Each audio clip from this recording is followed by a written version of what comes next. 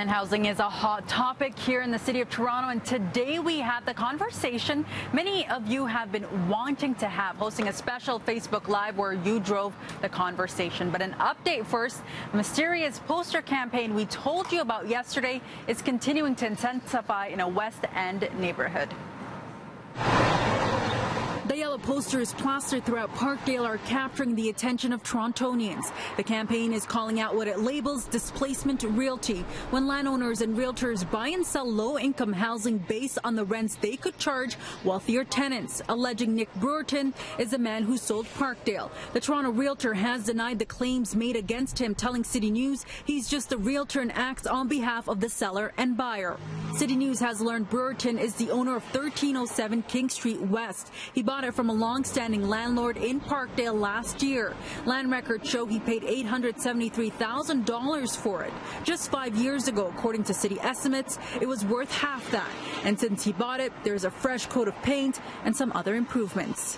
In that transaction, he also acted as the realtor. His for sale sign hung right here on the railing where this sign is today, put up by anonymous people behind the campaign. Signs like these are hanging on other properties around the neighborhood. Community workers and tenants here say they are frustrated with skyrocketing rent, and they blame landlords looking to cash out for many of their woes. CityNews asked Brewerton about his relationship to a list of addresses, including the house on King Street West. He did not comment. CityNews has been following Toronto's housing crisis. Every time we do a story about it, we hear from dozens of people looking for help with their own housing problems. Today, landlord and tenant rights experts took your questions. Many asked about affordable housing. The main thing to say to tenants is don't move. The landlords have a huge financial incentive to push you out of your home, and they're going to use all kinds of strategies and tactics to do so.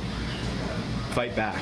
Organize with your neighbors, stay where you are, and challenge landlords on rent increases. This T on Twitter is saying it's not the landlord's job to provide affordable housing. It's clearly not. The government should be providing affordable housing. But if landlords are asked to be losing money on rentals, if they're asked to be negative cash flow, if they're asked to do the Lord's work, so to speak, there's going to be no rental housing at all. So this was a conversation that lasted over an hour and a half. You can head to our City News Facebook page to hear what both Harry Fine and Cole Weber had to say about tenants being locked out, the LTV process, and if landlords should be licensed. Now, we're not done talking housing just yet. Some advocates say there's an affordable housing crisis in the city and are calling on more government intervention. So tomorrow on City News, could a $1.5 million experiment be the answer?